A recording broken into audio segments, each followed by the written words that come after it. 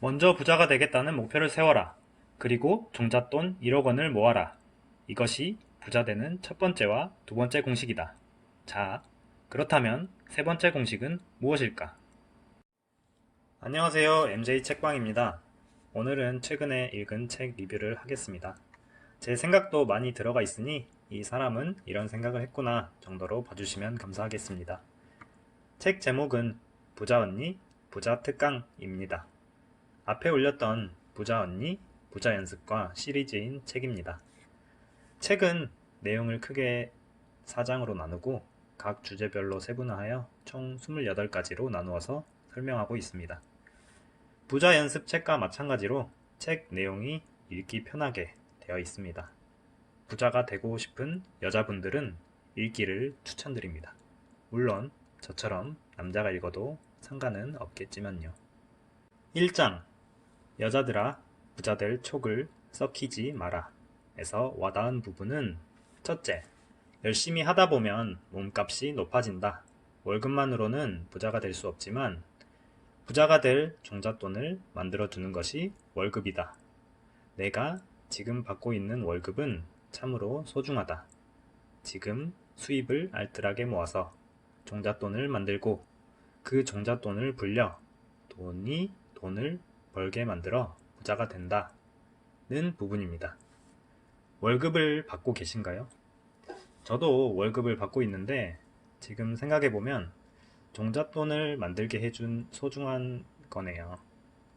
월급이 얼마 되지 않는다고 낙담하고 있을 게 아니라 종잣돈을 마련했을 때 어떻게 그 돈을 불려서 돈을 벌게 할지 공부를 해야 합니다. 종잣돈을 마련하는 그 시기를 잘 버텨내야 하는 것이죠. 저는 종잣돈이 마련되니 자연스레 투자를 공부하고 싶은 마음이 생기더라고요. 은행에만 넣어두니 뭔가 아니라는 생각이 드는 거죠.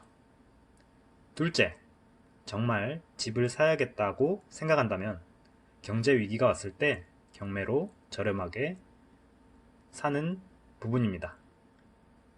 경제 위기가 언제 올지는 모르겠지만 위기가 왔을 때 저렴하게 사는 것 쉽지 않겠죠.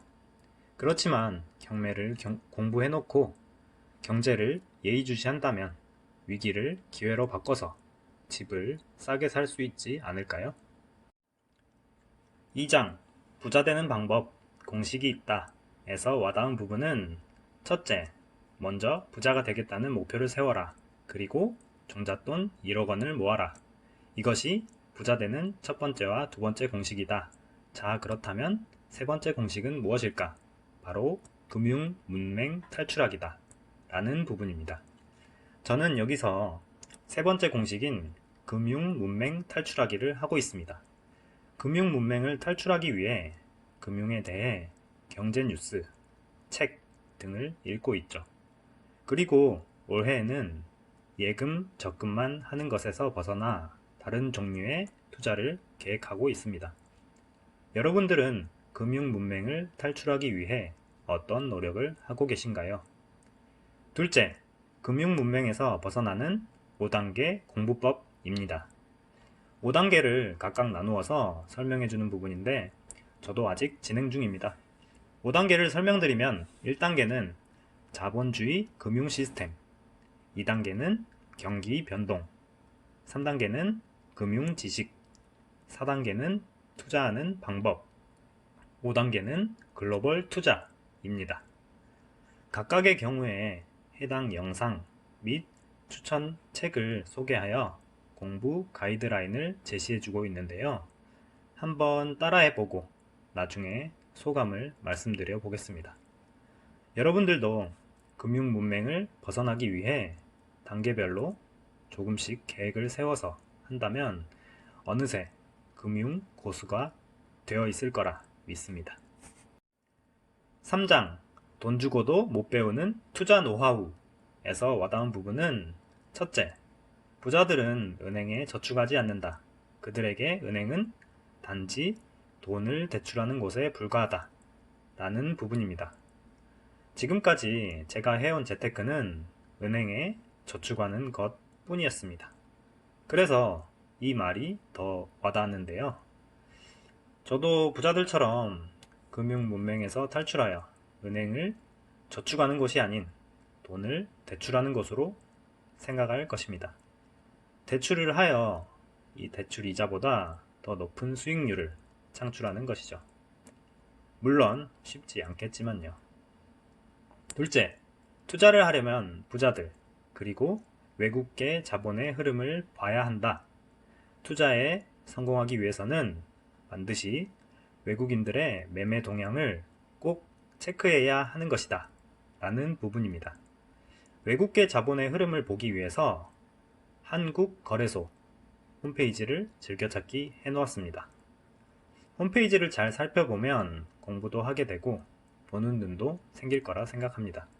지금은 외국계 자본이라 하여 어렵게만 느껴지는 건 사실이지만요.